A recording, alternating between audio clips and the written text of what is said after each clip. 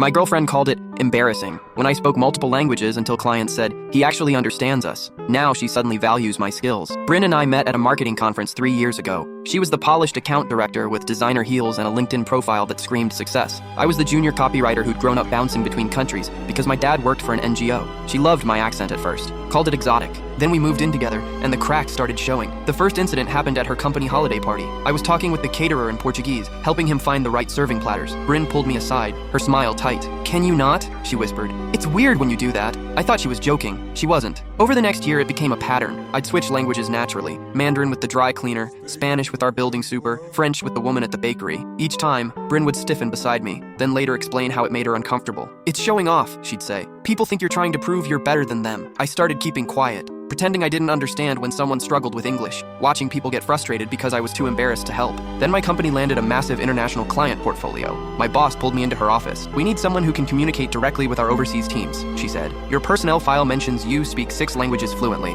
I'd never brought it up at work, thought it didn't matter. Within a month, I was leading client calls in 4 different languages. The CEO of our Japanese partner literally cried with relief when I explained a complex campaign strategy in his native tongue. Our French client started specifically requesting me for meetings. My salary doubled. Suddenly, Bryn wanted to hear all about my day. She'd bragged to her friends about my amazing talent. She suggested I put my language skills in my Instagram bio. She even bought me a coffee mug that said Polyglot. Last week, her firm lost a major account to a competitor who had better multilingual support. She came home furious. "Why don't you apply to my company?" she asked. "You could save us from disasters like this." I looked at her carefully. At the woman who'd spent 2 years making me feel ashamed of the very thing she now wanted to exploit. "I don't think so," I said. Her face changed. "What do you mean? This could be huge for both of us. We'd be a power couple." "Bryn," I said slowly, "for 2 years you told me speaking other languages was embarrassing. You made me feel like I was showing off for helping people. Now that it's profitable, suddenly it's valuable?" She blinked. "I never said that." I pulled out my phone and played a voice memo I'd recorded after one of her lectures. Her voice filled our kitchen, explaining how my language thing made her look bad at parties. The color drained from her face. "You recorded me?" "I recorded myself processing my feelings," I said. "You just happened to be there." That night, she slept on the couch. The next morning, I got a call from her boss at 7 a.m. "This is Theo," the voice said. "Bryn's mentioned you have extensive language capabilities. I'd like to discuss an opportunity." I hadn't applied. Bryn had submitted my resume without asking. When I confronted her, she smiled like she'd done me a favor. "I'm helping your career," she said. "You should thank me."